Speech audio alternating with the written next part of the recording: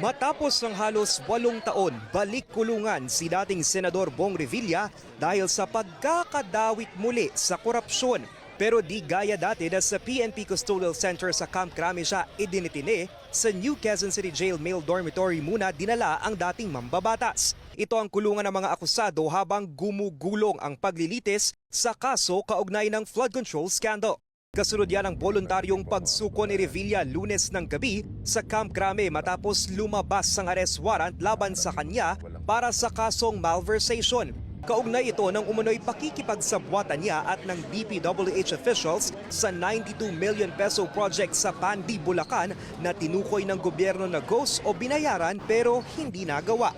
Nakapagpiyansa si Revilla ng 90,000 pesos sa kasong graft pero hindi ligtas sa pagkakakulong dahil non-bailable ang kasong malversation of public funds through falsification of documents. Naging issue pa kung saan ikukulong si Revilla dahil umapila ang kanyang kampo sa korte na sa PNP facility siya dalhin kung saan siya idinitine noon para sa kasong plunder kaugnay ng pork barrel scam.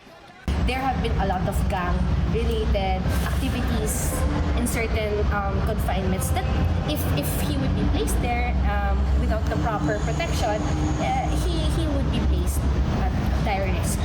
Pero sabi ng korte, may request mismo mula kay Acting PNP Chief Police Lieutenant General Jose Melencio Natates Jr. na i-reconsider ang pag-issue ng commitment orders sa mga pasilidad ng PNP.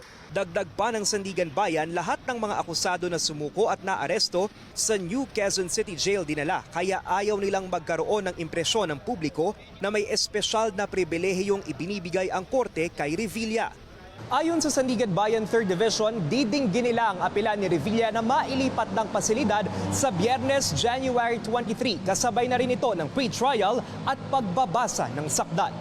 Sabi ng Bureau of Jail Management and Penology o BJMP, magdadagdag sila ng tauhan para tiyakin ang seguridad ng dating mambabatas. Ani BJMP spokesperson J-Rex Bustinera, ihahalo si Revilla sa general population at may makakasama siya sa selda matapos sumailalim sa mandatory quarantine na hindi tatagal ng 7 araw. Ang dating gobernador ng Cavite at ngayon Interior Secretary na si John Vic Rimulya sinabing walang special treatment para kay Revilla na ani ay matagal na niyang kaibigan. Duty calls, there are no exceptions to the rule. Ang pag sinabi ng Sandigan to arrest him, I advise him to, ang best ko na magawa is advise him to surrender peacefully.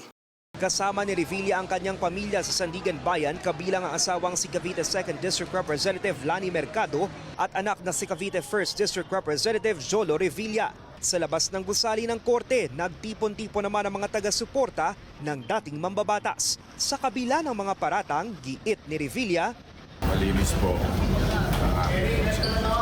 Buineltahan naman ng palasyo ang sinabi ni Revilla na hindi nasusunod ang due process. So kung ganyan po yung paniniwala niya, kailangan din naman po niya itong idepensa or panindigan at pagbigay siya ng mga ebidensya patungkol dito.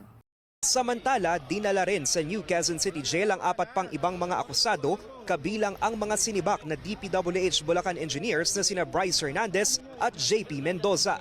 Para sa mga impormasyong napapanahon at on-demand Lance Mexico, Newswatch Plus.